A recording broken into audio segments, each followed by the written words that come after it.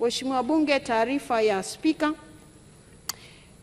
Waheshimiwa wabunge, ibara ya 100 ya Katiba ya Jamhuri ya Muungano wa Tanzania ya mwaka 1977 inawapa waheshimiwa wabunge uhuru wa mawazo na majadiliano katika bunge.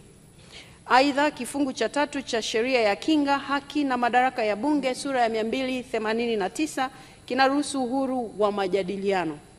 Pamoja na masharti ya katiba na sheria, kanuni za bunge zimeweka kanuni kuhusu majadiliano, hasa kanuni ya 71 ya kanuni za kudumu za bunge.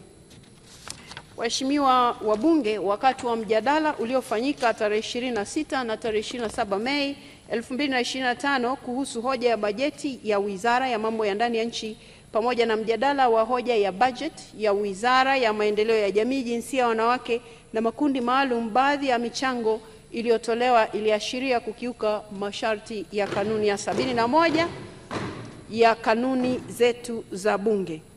Waheshimiwa wabunge, kwa kusema hayo, nitumie fursa hii kuwakumbusha kuwa mnapaswa kuzingatia matakwa ya katiba, sheria, lakini na kanuni zetu za bunge wakati wa mijadala bungeni. Hivyo ni muhimu michango yetu wakati wote kuepuka kauli zile zinazokwenda kinyume na katiba, sheria na kanuni tulizojiwekea sisi wenyewe. Pia waheshimiwa wabunge na wananchi wote, ni muhimu kutambua kwamba kauli au mitazamo inayotolewa na waheshimiwa wabunge katika michango yao haipaswi kuchukuliwa kuwa ni msimamo rasmi wa bunge na kuwa kauli ya Bunge la Jamhuri ya Muungano wa Tanzania.